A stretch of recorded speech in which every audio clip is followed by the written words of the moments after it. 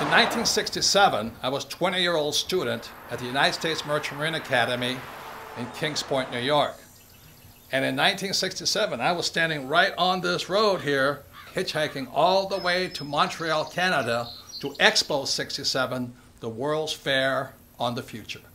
But I was going to see one person in particular. It was the geodesic dome, the U.S. Pavilion in 1967, designed by a man named Dr. R. Buckminster Fuller. It was a different time, and that was me in 1967, on my way to meet the man who could see the future.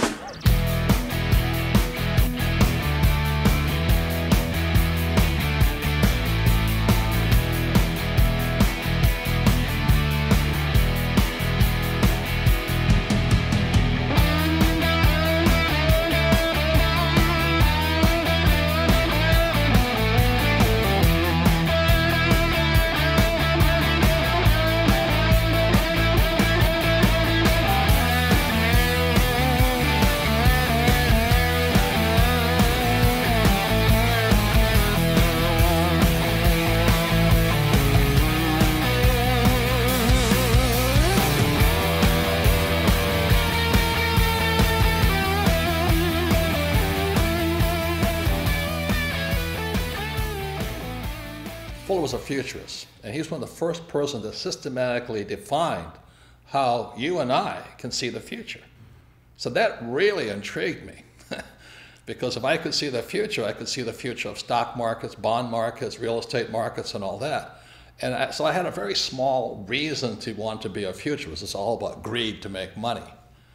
So then in 1981, I had the opportunity to study with Dr. Fuller up in Kirkwood, California, which is near Lake Tahoe. And I spent a week with him up there. And I realized he wasn't looking at the future of the stock market. He was looking at the future of humanity. But the people running our economy, running the world, running our banks, running our politics, have us on a collision course with disaster. So I went, and once I could see the future, I knew I had to make changes.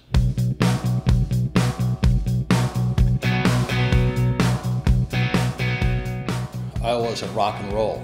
You know, I had bands like Van Halen, Boy George, Duran Duran, The Police, and I was having fun. Man, it was sex, drugs, rock and roll, and I was in my 30s. I thought it was hot, my freight life, you know. Then I met Fuller, and then I changed. You know, there's more to my life than just making money and selling hats, wallets, bags, t-shirts, and, you know, sex, drugs, rock and roll. And so after 1981, I started studying with him more earnestly. I studied his books more, especially his book, Critical Path. I started applying what Fuller's teachings, how to predict the future, to the markets, because that's my interest. That's my rich dad and Bucky Fuller, that's where they come in line. They say the same thing. The markets are manipulated.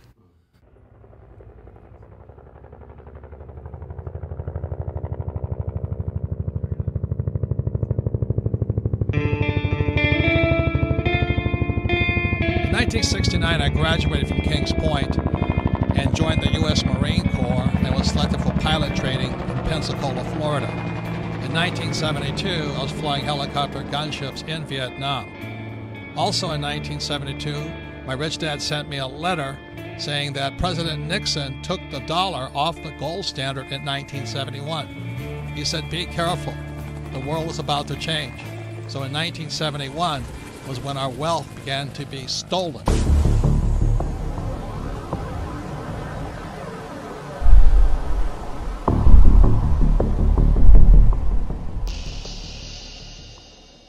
Since 1981, I had the privilege, the good fortune to study with Dr. Fuller 3 times.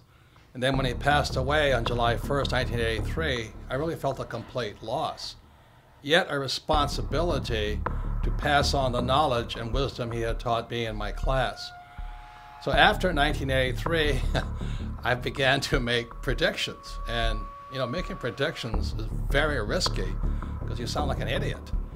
And in many ways, I sounded like Chicken Little saying, you know, the sky is falling, the sky is falling, the sky is falling. And if you look at what's happening in the world economy today, for millions of people, the sky is falling. So in 2002, I published this book here called Rich Dad's Prophecy. Again, it was 2002, and what this book predicted was the giant crash coming in 2016. So 14 years ahead of schedule, I was making this prediction. But I also made one intermediate prediction behind that, was that there would be a secondary crash before the giant crash of 2016. So this is me on CNN with Wolf Blitzer, looking like a complete idiot, making a prediction on the coming crash. If people start pulling out of the markets in their 50s, in their early 60s, and not having that sort of exposure, we are never going to get to a point where our money lasts as long as we need it to. We need to be participants in this system into our 70s and into our 80s, and then we need a plan for withdrawing those assets, just like we needed a plan for putting those assets in. Yes, and you're putting those assets into those investment bankers that are in financial trouble today. And all I'm saying is, aren't these guys supposed to be the smartest guys on earth? And shouldn't we be careful who we take financial advice from, including the four of us on this panel? Yeah, absolutely. Absolutely. And that's what I'm saying. There's a lot of bad advice. But Robert, you're really that worried about Goldman Sachs and Lehman Brothers? Yes.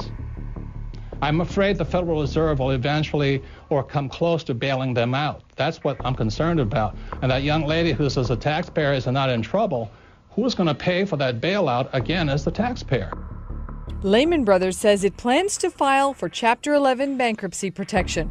The collapse of Lehman Brothers. Lehman Brothers collapsed. Hundreds of bailed out banks are still struggling to repay taxpayers.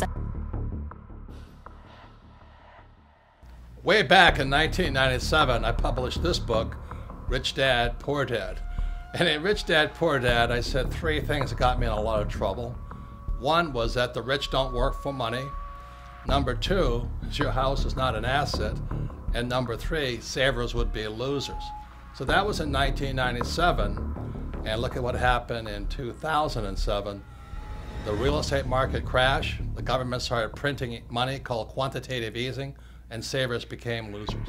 It's no secret that the California housing bubble has popped with hardships spread wide.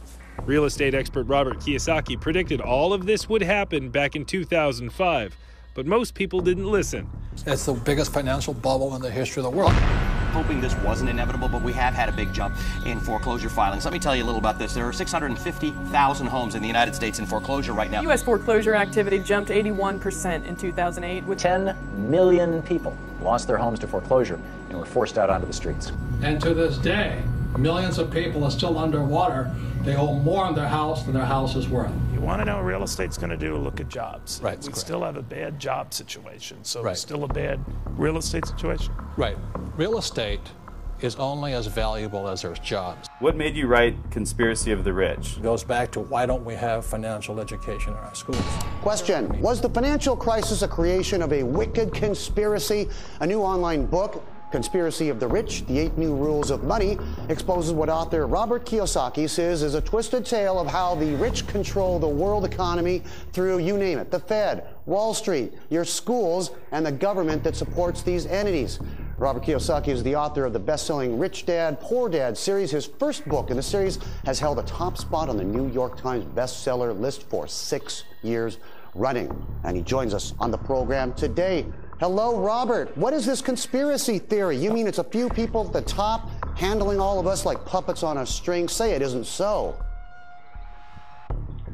Well, I wish it wasn't so, but I've been a student of this crisis since around 1983, and I could see it coming back in 1983. People that are following the old rules, such as work hard, save money, get out of debt, live below your means, and invest in a well-diversified portfolio of mutual funds, you're getting wiped out.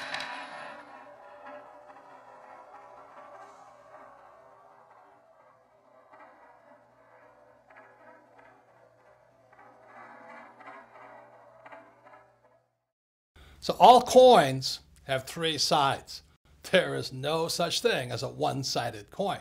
See, all coins have heads on one side and tails on the other side, and the third side is the edge. So in real life, there'll always be people who say you're right, other people who say you're wrong. There's other people who are saying that we should be Republican or you can be a Democrat.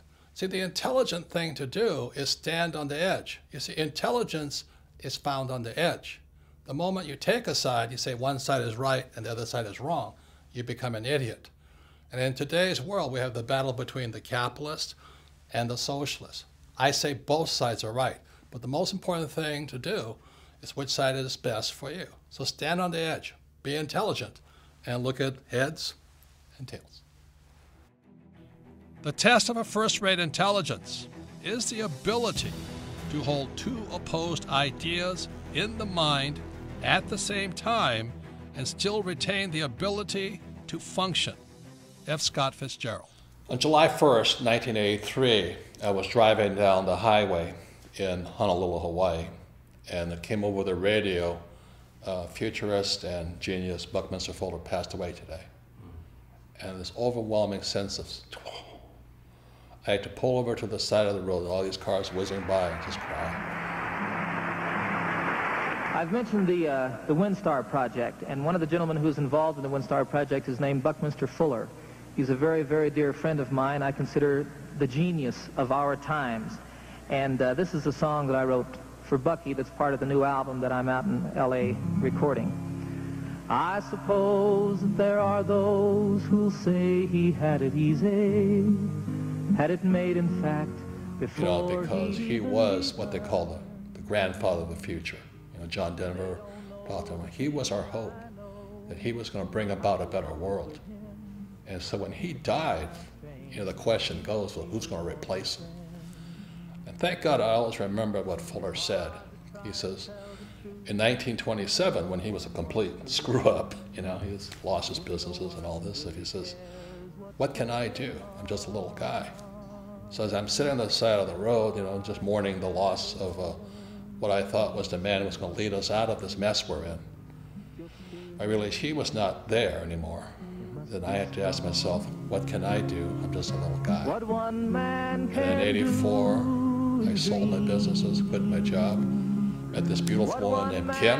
My friend Blair Singh and I, now Rich Dad Advisors, we all held hands and we took a leap of faith. Went in and said, I don't know what we can do, but we have to do something. And we were broke for years. But we just kept teaching and talking to people what Fuller says and teaching the same things my rich dad taught me of how you never need a paycheck again and how you can find financial freedom versus job security. That's how strong his love for you and me. A friend to all the universe, grandfather of the future, and everything that I would like to be. In 1983, after Fuller passed away, and I read his book, Grunch of Giants, Grunch standing for Gross Universal Cash Heist, I understood what both men were saying.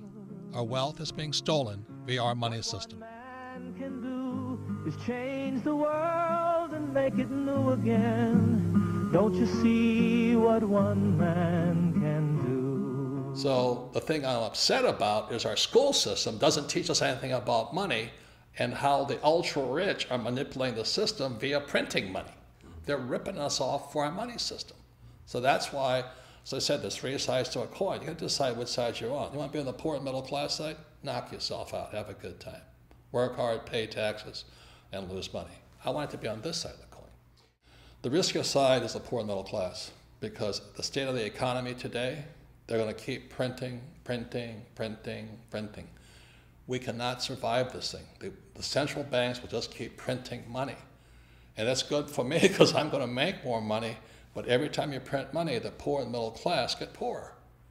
So that's why I wrote Second Chance. You have to decide where you want to be, I made my decision years ago. I don't want to be on the poor and middle class side. I want to be on the rich side. But I also found the social responsibility to let everybody know the whole picture.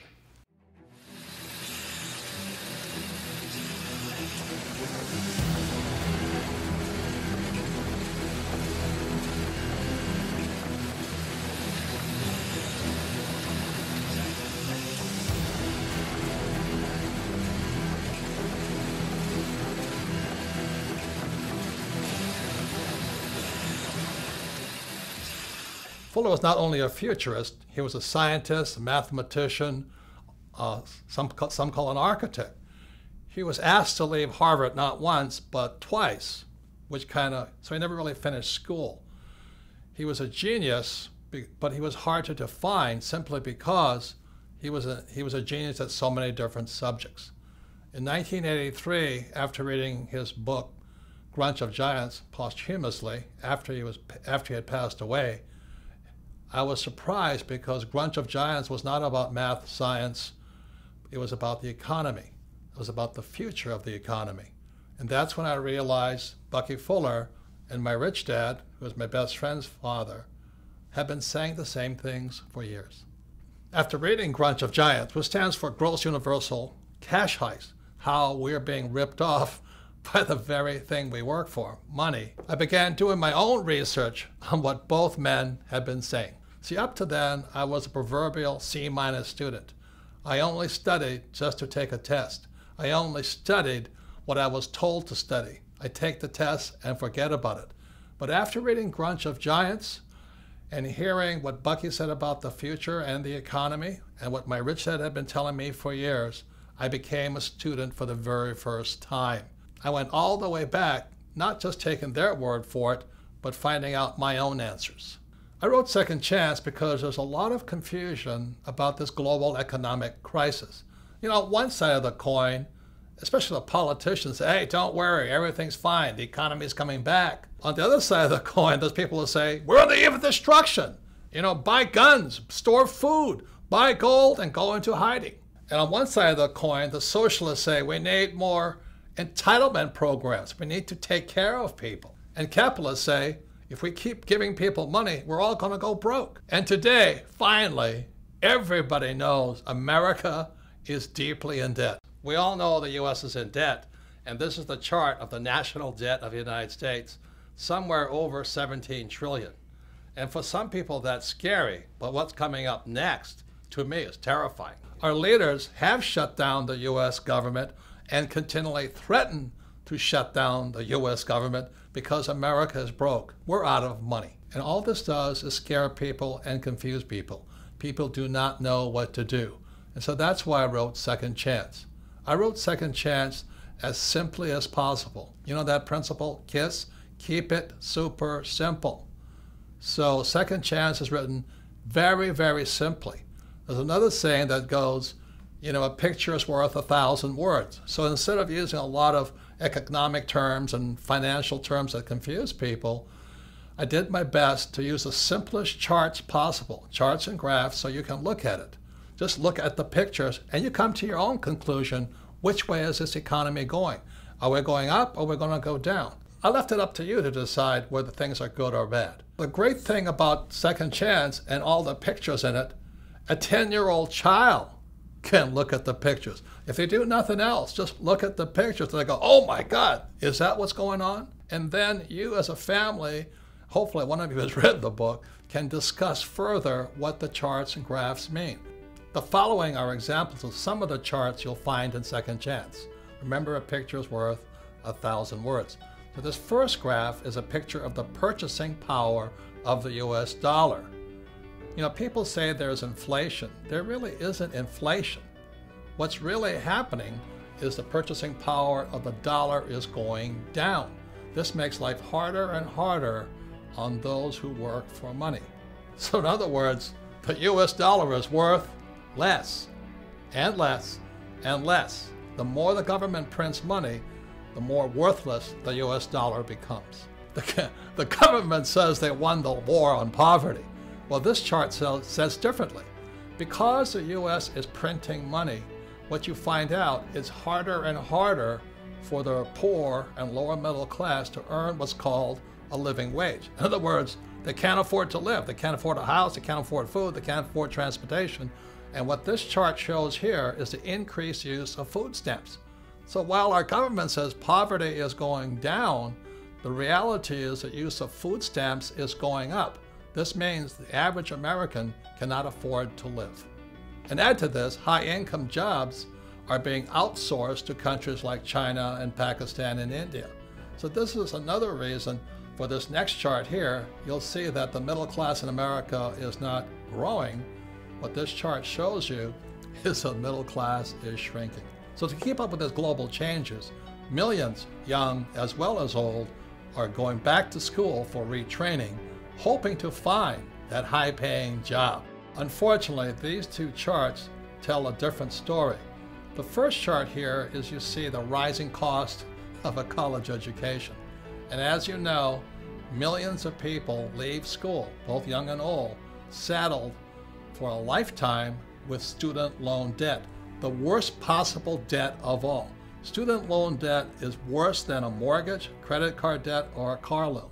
Simply said, student loan debt is debt for life. That is inhumane. How dare we saddle our students with debt for the rest of their lives? It's criminal. So education is more important than ever before, but look at what happens to college graduates. Instead of their wages going up, this chart shows you that their wages are actually coming down. And even worse than all that, you graduate and you learn nothing about money. I mean, the question is, why would you go to school to make less money, come out of school deeply in debt, and learn nothing about money? Doesn't make sense to me. And this chart really concerns me. This is the chart on Social Security. If you look at this chart, you notice just around 2012, the Social Security Trust Fund goes bankrupt. It starts operating in the red. Simultaneously, in 2012, 10,000 baby boomers turn 65 every single day, just as the fund goes broke. How are we going to pay for this? You know, what's going to happen to these old guys? What's going to happen to my generation, the baby boomers? Will the baby boomers, the most affluent generation in history, soon become the baby busters? I'm concerned about my own generation. Worst of all, how are we going to pay for these old guys like me? You know, Medicare goes up, expenses go up. You know, life doesn't get cheaper when you get old. You know, it is estimated that Social Security, Medicare, and other entitlement programs is an off-balance sheet debt of $100 trillion to $250 trillion. Most people do not know how big that debt is. How are we going to pay for this? Print more money? Who is going to pay for this? You? Your kids? Your kids' grandkids? Who is going to pay for this? Are we just going to print more money? And this leads to the next thing that really concerns me. These next two charts shows you what happens when a country prints too much money. Again, as Bucky taught me, to see the future, look at the past. And what you see here is a chart of the German Weimar government between the years 1918 and 1923. The German government, to pay its bills, began printing and printing and printing and printing. So the German economy looked good because the economy was growing with all this printed money. But what happened was it eventually collapsed after 1923. What happened was this: if you were a millionaire in Germany prior to 1918, by 1923, you were a pauper.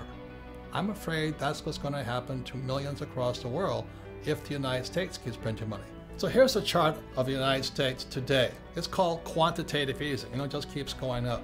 The reason they call it quantitative easing, that's simply government speak, government jargon, a way of keeping us confused. Quantitative easing simply means printing money.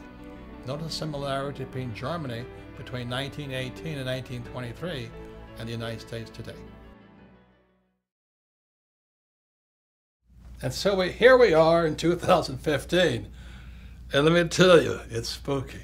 It's a long way down. And when I look back, you know, at the giant crash of 1929, it's very small. So the question I ask you, which way is the economy going? Hopefully my rich dad and Bucky Fuller are wrong, that the stock market will keep going up.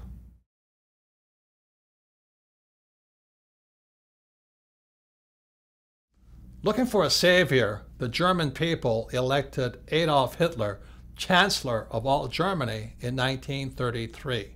After taking control of Germany, Hitler is quoted as saying, "What luck for the rulers when men do not think." Same thing is going on in America today. That's why there's no financial education in our school, and that's why our government can get away with what it's doing.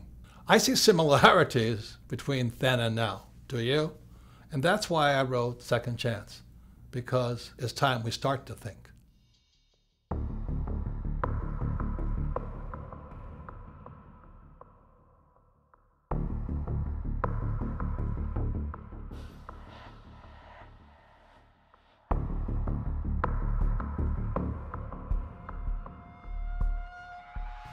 As I said in part one, in 1971, President Nixon took the dollar off the gold standard, and the dollar became debt, and the U.S. could now print money.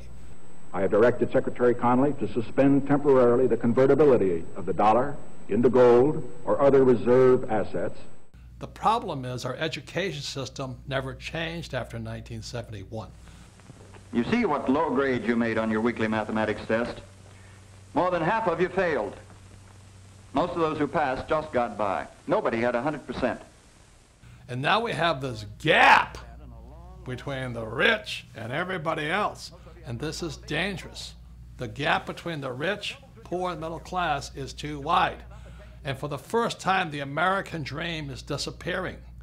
Instead of the American dream where everybody become rich, many people in America and throughout the world are angry at the rich. You know, today some politicians are saying, look at the gap between CEO pay and employee pay. Well, that is the American dream, to get rich. Do you get angry at the Kardashians for making million? Do you get angry at sports stars for making million? Do you get angry at rock stars for becoming rich? Look, if you're going to get angry at somebody, get angry at our school system. Look, this is not an economic crisis. This is a crisis in education, which is why I always ask, why is there no financial education in schools? That's where the gap is caused. You can't give people money and expect the gap to get closer. That's crazy. So this next section, you will find out from me, if I ran the schools, this is what financial education would look like. So now we're in part 3 of Second Chance, and part 3 is about what is financial education. Because you see, education also comes in 3 sides. On one side, you have traditional education, and on the other side, you have financial education. And our job is to stand on the edge and figure out what's best for you and me. I mean, what are you going to do about the financial crisis? Are you going back to traditional education, or is your second chance found in financial education? So traditional education is like my poor dad's education, which is go to school, you get a job and become an employee, you save money, you work hard, you get out of debt, you buy a house, and you invest for the long term in the stock market. And that's traditional education. And on the financial education side, which is my rich dad side, it's opposite. And that's what makes it hard for most people, because it's opposite. On rich dad's side, it's become an entrepreneur, somebody who hires employees. You understand debt, because debt makes the rich richer. You have to understand taxes, because taxes make the rich richer. And also you must understand markets. Yes, you must be able to make money when markets are going up and markets are going down. See, my concern is if there is this large crash coming, if markets come down, it's going to wipe out these guys on the traditional education side. So the question for you is, which side is best for you? For your second chance, is your second chance going to be found going back to school, traditional school, and getting a high-paying job, or being on the financial education side and learning to have money work for you? Which is best for you? So actually, financial education can be pretty easy. My financial education began when I was just 9 years old. It was when my rich dad, who was my best friend's father, he would teach his son and I about money playing the game of Monopoly. And we all know the great formula for Monopoly. It's 4 greenhouses, 1 red hotel. So I would play, rich dad, his son and me, we would play Monopoly all day long, and then I'd go home. The difference was my rich dad was kind of talking to us, teaching us to think like rich people. He was like a teacher, a coach, and a mentor as we played Monopoly. And then I'd go home to my poor dad, and he'd say, "What you been doing all day?" You know, I'd say, "Well, I've been playing Monopoly." "Ah! What a waste of time. Go and do your homework. Because if you don't do your homework, you won't get good grades, and you won't get a good job." So that's where my financial education began. See, my poor dad's a great man. He graduated from the University of Hawaii in less than 2 years. He went on to Stanford, University of Chicago, and Northwestern, ultimately getting a PhD and becoming the head of education for the state of Hawaii. So he was academically smart, but he had no financial education. On my rich dad's side, my rich dad never finished school, but he understood how to play the game of Monopoly. So he taught his son and me, starting at age 9, and we played that game probably 1,000 times over the years. We played it until I was in my 30s with Rich Dad. And today, what I do, and my wife does, is we play Monopoly in real life. So this is my question to you. For your second chance, is it time for you to start playing Monopoly in real life?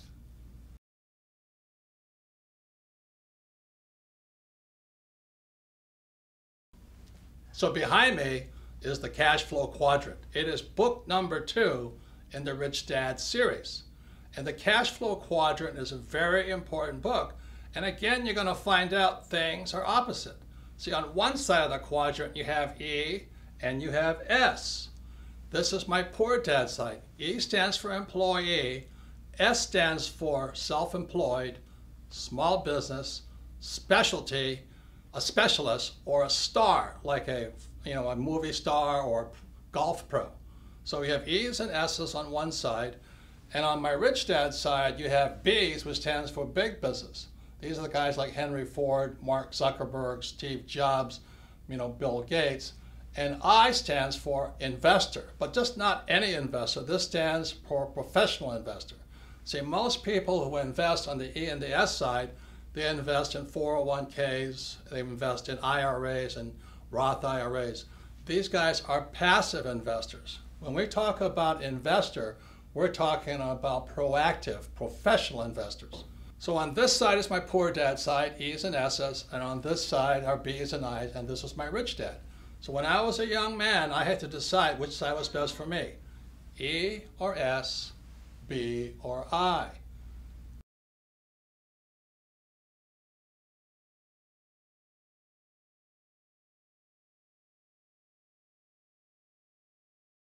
So this is a very important subject now. It's called taxes.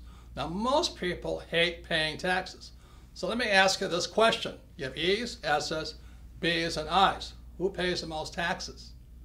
Okay, so on the E's, and this is true throughout the world, it's about 40%.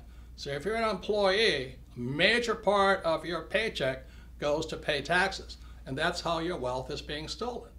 If you're an S, which is self-employed, movie star, or a specialist like an accountant, attorney, or a doctor, you pay 60% and higher.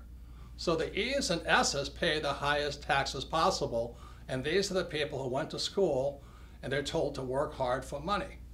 On the B and I side, which is the rich, the B's pay 20% in taxes. They pay much less, and the I's, the professional investor, pays as little as 0% in taxes. So some of you are saying this is not fair. And I can understand that because most people are on this side looking at this side. But let me just say this to you. Tax laws are fair. You see, tax laws don't care if you're rich or poor. You can be rich or poor and still pay 0 taxes. You can be rich or poor and pay 20% in taxes. See, what is not fair is the lack of financial education in our schools. So these people on this side have no idea how these guys are making much more money and paying a lot less in taxes. So let me just say this. For those of you who have read Rich Dad, Poor Dad, or if you haven't, look at Rich Dad, Poor Dad one more time. Lesson number 1 from my rich dad was this: the rich do not work for money. See, these guys here on the E and the S side, they work very hard for money, and they pay the highest taxes. What Rich Dad said on the B side, you should have people work for you, so you pay less taxes. And the I side, your money works hard for you. Other people's money works hard for you, so that's why you pay less in taxes. And that's what financial education should include. You must know the difference between why some people pay a lot of taxes and why others pay very little. So my question for you is this: which side of the quadrant is best for you for your second chance? Second Chance is an in-depth learning package, primarily for people who want to know more about the B side and the I side. And if you see this bug back here, this is called the Rich Dad Radio bug, because you are who you hang out with. You know, if you're an idiot, you hang out with idiots. And if you're a crook, you hang out with crooks. And if you're a rich person, you hang out with rich people. So the Rich Dad Radio bug here means you can learn more if you want to learn more from people who are really doing the real thing. You see, the reason most people struggle financially is they take financial advice from salespeople. They're called, you know, stockbrokers, real estate brokers, and insurance brokers or financial planners. As my rich dad said, the reason they're called brokers is because they're broker than you. They need your money. So when you see this bug here, it's called the Rich Dad Radio, and it's in Second Chance, and you can listen in. You can drop in on conversations between really successful so-called rich people who are doing the real thing on the B and the I side. For example, if you want to learn more about how the rich pay less in taxes, the Rich Dad Radio bug has a conversation with my tax advisor, Tom Wheelwright. If you want to learn how debt makes the investor richer, listen in on that conversation. They're about 45 minutes long. They're just great information packets. You just drop in and listen to what rich people are really saying. And for those of you who have young people, we have my friends Donald Trump Jr. and Eric Trump, sons of Donald Trump the Great, and they talk about how their dad did not spoil them, but trained them to be entrepreneurs, not employees. So this Rich Dad Radio bug is part of your in-depth learning package included in the book Second Chance. Remember, you are who you hang out with. Birds of a feather do flock together. So in 1994, Kim was financially free. She was only 37 years old, and I was 47 years old. So people kept asking us, how did you guys do it? And so we told them we just played Monopoly in real life, but that didn't satisfy them. So by 1996, Kim and I developed the cash flow board game, as you see behind here. And many people say the cash flow board game is Monopoly on steroids. As I said, my financial education began when I was 9, playing Monopoly with my rich dad. So let me give you some of the opposites that found on the cash flow board game. This is one big opposite. In the middle of the game, you see this thing called the rat race? That's where most E's and S's wind up. They go to school, they get a job, or they become a doctor or a lawyer, and they wind up in that rat race, you know, working really hard, paying a lot of taxes, giving their money to the government, giving them money to Wall Street via their 401k or IRA, and they just spin that little rat race. But that's not what the rich do. So those on the B and the I side, they invest in what's called the fast track. Again, everything is opposite. You can either run your life inside the little rat race, or you can be a B and the I on the fast track. Everything is opposite. There are a number of other things that make the cash flow board game Monopoly on steroids. One big reason is cash flow is the only game that encourages you to use debt to become rich. Now I know some of you are going, oh, I'm so afraid of debt. And you should be, because you have to learn how to use it. Debt is dangerous if not well used. So cash flow actually encourages you to use debt, but this is the best thing. You use debt with play money. If you make a mistake, it's only play money. Try doing that in real life. You make a bad mistake with debt, and you're wiped out.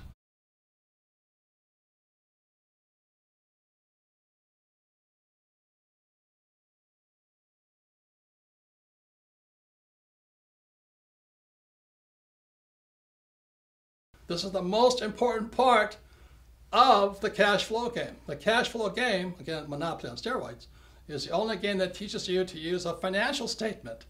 Now, 99.9% of all kids leaving high school have no idea what a financial statement is. Can you imagine that? You see, on my poor dad's side, the E and the S side, my poor dad says, oh, you have to have good grades. So when you're in school, your report card is A, B, C, D's, and F. So my rich dad on this side said, on the B and the I side, your report card is called a financial statement.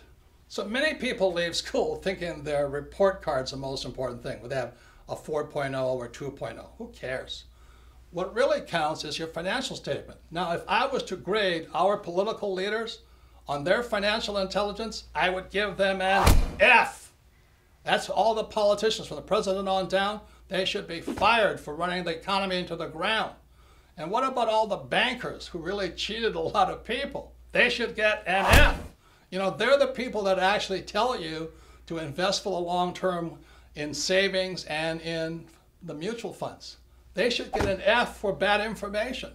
And what about the school system? Now, I'm not blaming the teachers, but the academic system of America, if they have a financial report card, I'd give them an F also, because they're failing to educate people and prepare young people for the real world.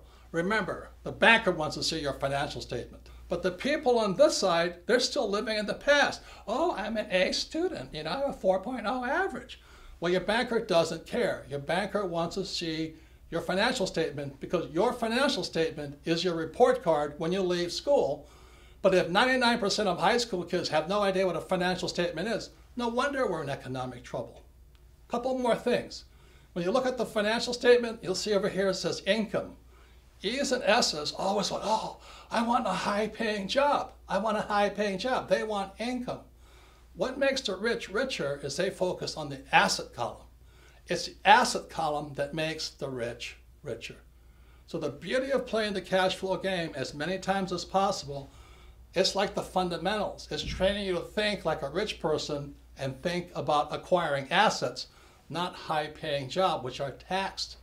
So this is some of the most important things about the cash flow game, is your focus will be on assets, not income.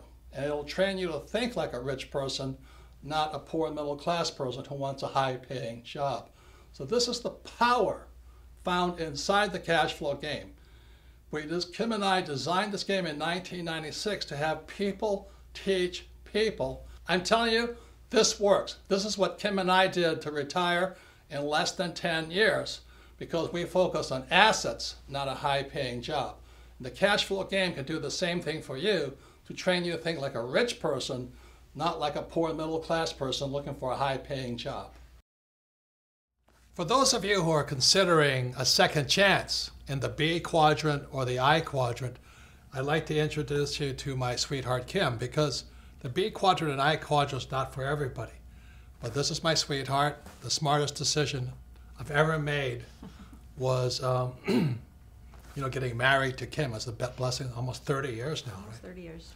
And when I met Kim, she was an employee in an advertising agency. But I was most impressed was you were going for the B quadrant.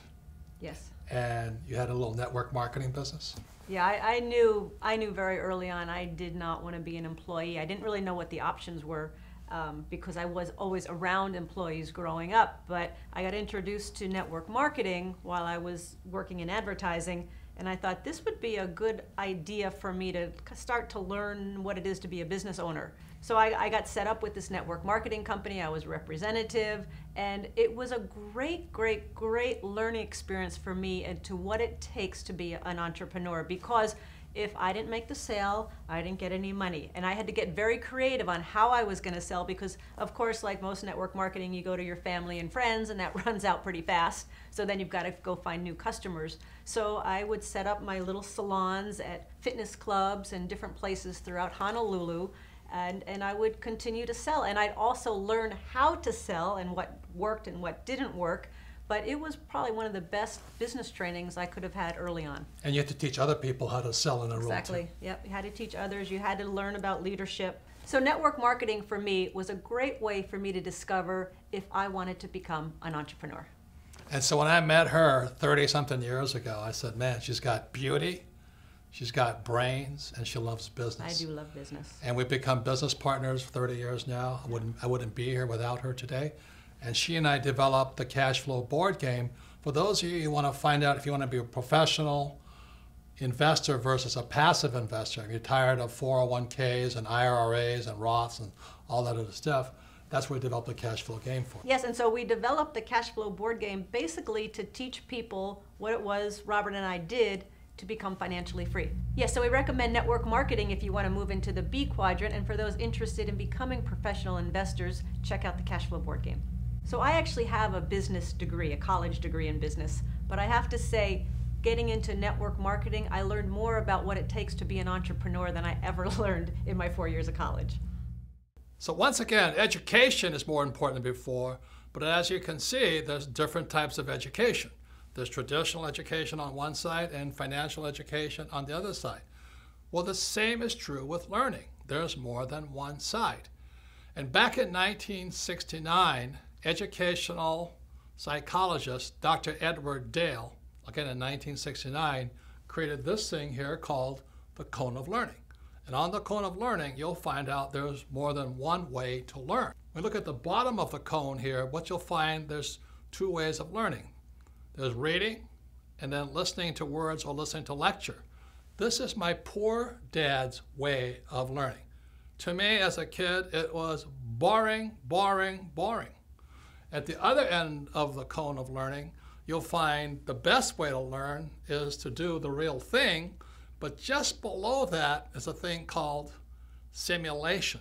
Simulation is another word for games or practice or simulating doing the real thing. So at the top of the cone was the way my rich dad taught me. At the bottom of the cone is where traditional education or my poor dad tried to teach me. So what Edgar Dale, again, Dr. Dale in 1969, educational psychologist, found out that reading, you retain the least, less than 10%. And then when you listen to lecture, it's about 20%. So that's why in school, so much of the time is I would attend class and listen to a lecture and forget everything. So once again, it's more than two ways to learn. At the bottom, these are the A students. And a lot of times at the top, these are the C students or D students. How many of you have met people who are really smart in school, but they can't do the real thing? And that's one of the problems I had with traditional education. They give you all the answers, but these people aren't that bright. They don't know what to do. They can't do much. They're afraid of making mistakes. So that's the bottom of the learning curve that Dr. Edgar Dale found out, and the top. Now you move up to the next level. The next level is looking at pictures. And one of the reasons I did Second Chance in so many pictures is to improve your retention, to improve your learning, and that's up to about 30%. Now moving above that is you watch a movie.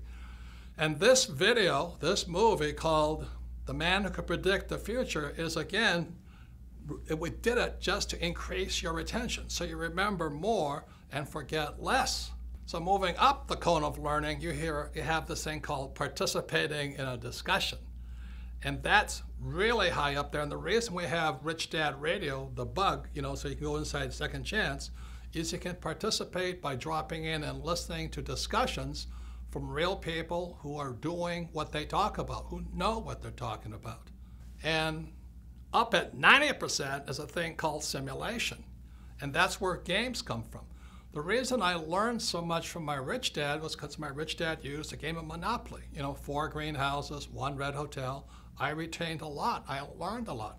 And then rich dad would coach me and talk to me and educate me about how to do the real thing. So that I hear many people say, oh, it's so risky. What you do is so risky. Oftentimes, those are the people who are like my poor dad. They did well in school, a lot of times A students, many times accountants and attorneys and doctors, but they've only learned how to learn from reading and from lecture. And when it comes up to this level here, which is practice in the simulation, playing the game, and then doing the real thing, then they say it's risky. And it is risky if you've been taught not to simulate, not to practice. You see, the way we as humans are designed to learn is by making mistakes. For example, a baby learns to walk by standing up, falling down, standing up, falling down. Then after they learn how to walk, then they learn to run. Then they get on a bicycle, and again, they fall off, stand up, fall off, and then they learn how to ride. But our school system, especially down at the base level here, the reading and lecture, is if you make a mistake, they punish you. They always punish you for making a mistake. That's why so many of these really smart people can't do anything, because this is what Edgar Dale is talking about. It's simulation and then doing the real thing. So what I suggest is you read this book, listen to some of the lectures, watch this video in entirety, discuss it, participate in it, listen to what the experts are saying, and then you may want to play either Monopoly or the game Cash Flow and play it and play it and play it again until it sinks into your head. and then you do the real thing. That's what I suggest. But if you're afraid of making mistakes, which is what these people like my poor dad are, what if I make a mistake? If I make a mistake, I'm stupid, I'm stupid. Well, that's what's wrong with the school system. That's what's wrong with traditional education. They punish you for making mistakes. Now you look at it this way, I love flight school. I love learning to be a pilot and getting ready to go to Vietnam. The reason I like flight school in Pensacola, Florida and Camp Pendleton, California was because we simulated in preparation to doing the real thing. So this is what flight school looked like. We'd go to school in the morning, we'd listen to real instructors lecture us, then we'd fly in the afternoon. So study in the morning, fly in the afternoon, and then we did the real thing in Vietnam. Now, one of the things we practiced was crashing. It seems strange to people, but we as Marine pilots practice crashing, practice emergency, crashing, emergency, emergency, emergency. So when the real thing happened, when I was in Vietnam, I went down 3 times, and this is what a picture of a helicopter gunship looks like going into the water. When it happened, it was frightening, but we knew what to do. We were not killed because the Marine Corps and Navy flight school teaches us to practice, practice, practice, crashing, crashing, crashing. And that's what you'll learn in Monopoly or the cash flow game by listening to our coaches or listening to the radio show or listening to real instructors who are doing the real thing. Then you're ready to do the real thing. So is investing risky? Is starting your own business risky? Yes. But what is worse is by just knowing the answers and reading books and not knowing how to do the real thing. So the purpose of Rich Dad was we want you to simulate, practice, and learn. You know, today I'm reading constantly, and I'm going to classes constantly, and I'm also practicing, making my mistakes, learning from my mistakes, and doing the real thing. That's the way humans are designed to learn. The trouble is our government and our economy and many of our businesses are run by people who only know how to read and only learn by lecture. And that's why we're in severe financial trouble today. So once again, education has more than one side.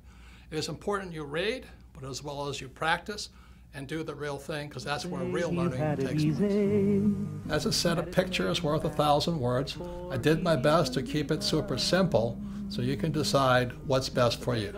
You see, we're all different. You know, what I do with my money is different than what you should do. For example, because I have financial education, I don't save money. I love debt. I use debt. I understand the tax law, and I don't invest for the long term in a 401k in the stock market. I won't do that, but it might be the best move for you. So again, when you read Second Chance, you can sit there and look at it and go, well, what's next for me? Since most people have no financial education in our schools, most people have to wait to be told what to do. Second Chance gives you the opportunity to decide what's best for you. What one man can do. So in 1983, after Dr. Fuller passed away, I had to ask myself, what can I do? I'm just a little guy. Because then I realized what I could do is teach the world what my rich dad taught me. So my question to you is, what can you do? Don't you see what one man can do? As shaded as his eyes might be, that's how bright his mind is. That's how strong his love for you and me. A friend to all. As we all know, 2016 will soon be upon us. We have about 1.5 years to find out if Rich Dad's prophecy and Bucky Fuller's predictions will come true. Let's hope they were wrong. Yet as you all know, if you saw in part 1, on CNN with Wolf Blitzer and Bloomberg and other TV stations, I did get it right. As predicted in Rich Dad's prophecy, there would be a preliminary crash prior to the giant crash of 2016. And that preliminary crash came in October 2007 when the Dow hit 14,000 and headed down and led to the crash and economic crisis we are in today. The crash of 2007 was a warning. It was meaning, get prepared. Unfortunately, Grunch is not making any changes, but the good news is you can. So that's why I wrote Second Chance. There are things that you can do to not be a victim of the coming giant crash, whether it comes in 2016 or a few years later. But it is coming. See, crashes can be good because crashes, like a coin, has three sides. You know, you can stand on the edge and look and say, well, which side of this crash do I want to be on? You know, on one side, the crash will wipe out millions of people, just as the crash of 2007 did. On the other side, you can look at what the smart people are doing, is you can say, oh my God, this is my chance to make tremendous headway. I can get rich instead of get wiped out like everybody else. So again, a crash has three sides. Your job is to decide which side do you want to be on. You want to be on the side that gets wiped out, or you want to be on the side that makes fortunes because of it. See, the good news is, after 2007, many companies and many individuals started making changes. They said, look, we got to do something different. So those people, when the next crash comes, again, be it 2016 or a few years later, they'll be stronger, better, more prepared to do very well when that crash comes. So the good news is, in a crash, you can get richer much, much faster. I mean, after 2007, I thought I died and went to heaven. It was a wonderful time, except unfortunately, millions of people got wiped out because they didn't know what was coming. So remember this, it's really a good time in a crash because when things come down, you actually can get rich faster if you know what you're doing. For example, and let's say this doesn't happen, let's say the US dollar crashes, it goes down. Well, on the other side of it, if you're in precious metals like gold and silver, you can get rich really quickly. That's how crashes work. Another thing, if the dollar crashes, savers will be losers, but debtors will be winners. That's what we're coming up against in 2016. And if there is a crash in 2016, unemployment will go through the roof, which is bad for most people. But what will happen also is millions of people will want to join a network marketing company, or they'll finally want to learn to be entrepreneurs rather than employees. So there's good and bad, always three sides to every coin. So let me explain to you what's happening. On page 319 in Second Chance, you will find out why savers are losers. But let me add another layer of expertise to you. So let me get my flip chart and I'll explain to you why savers are losers today. So now don't check out on me right now. I know this may look a little confusing, but I promise you I'll make it as simple as possible. But this is how grunge is ripping off people today. This is what my rich dad saw back in 1971 and Bucky Fuller saw, which he wrote about in 1983. So this here is an equation called the exchange of money. Again, don't check out on me, hang on, but you'll understand how how grunge rips you off if you save money. So this M stands for money supply. Now why that's important is because after 1971, they could print as much money as they liked, okay? V stands for velocity, how fast your money is moving. So people who save money and people who invest for the long term, ILT, their money has no velocity. That's why savers are losing. They're printing all this money and your money is sitting still. Now what the banks have to do is they have to give the money to people like me who are in the B and I quadrant. These are the E's and S's, these are the B's and I's. So your money is not moving. They really do not need your money.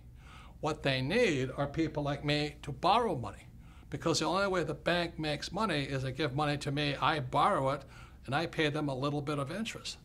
So this is amount of money, money supply, this is velocity of money, and after 1971, they didn't need your money. Now, this equation is really important here. It's P times Q, sometimes called price and quantity. In other words, they call this nominal GDP. The reason Fuller and my rich dad could say you're getting ripped off is because this now in America is moving to China, Pakistan, India, Africa, Mexico. In other words, our production is being moved overseas.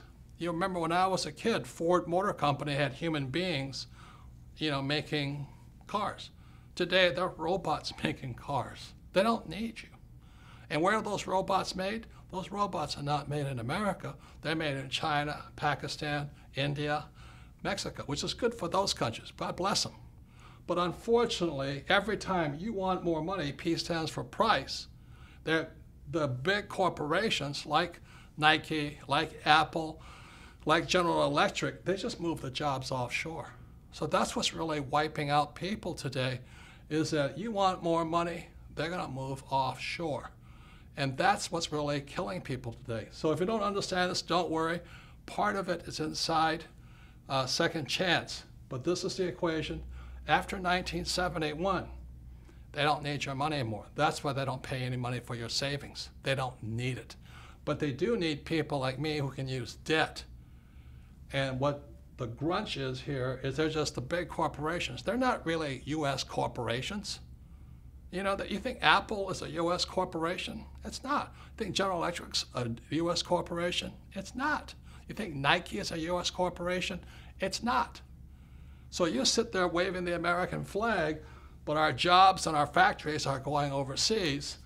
And so what they tell you to do is to save your money, invest for the long term, and you're getting screwed because your money is not moving. So let me give you one more example of what's happening with your money like this.